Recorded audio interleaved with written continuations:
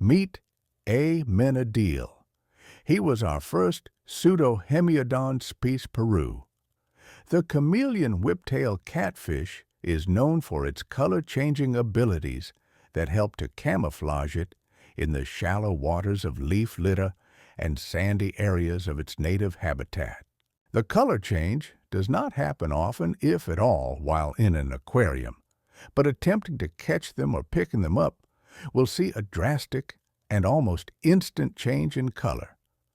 Amenadiel will turn completely jet black in a second if handled, usually all over, but sometimes just the head and torso areas. These peaceful and mostly motionless bottom dwellers are best kept in a spacious, mature aquarium with warm, neutral to soft, slightly acidic conditions, pH less than 7 around 4 degrees hardness, and temps around 27 degrees Celsius, providing a large expanse of soft sand substrate with a number of shady hiding places amongst driftwood and rocky caverns, makes this fish feel at home. Open expanses of sand in brightly lit tanks can be shaded by plants with large, broad leaves, such as Anubias coffeefolia, tied to the decor.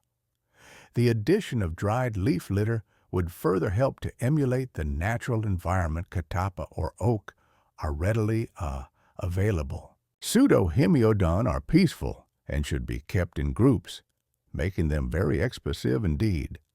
Tank mates should be of a peaceful disposition and ideally swim above the substrate. However, we have found Sulawesi snails, rabbit snails, cause no bother.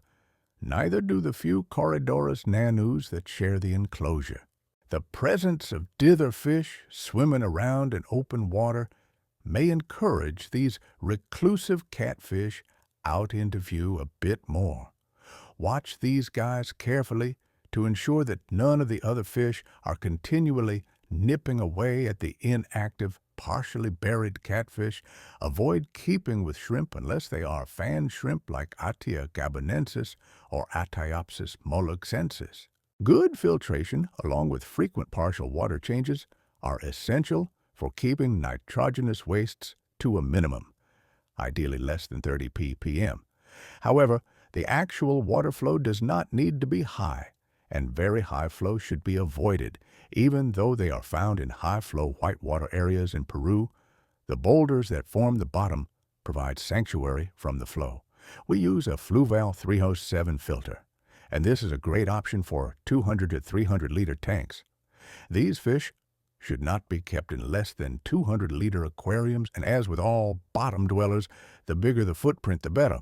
A pricey fish that is best kept in groups, and your group will likely be all male. Females of this species, just like many wild-caught catfish, are rare due to their nomadic lifestyle.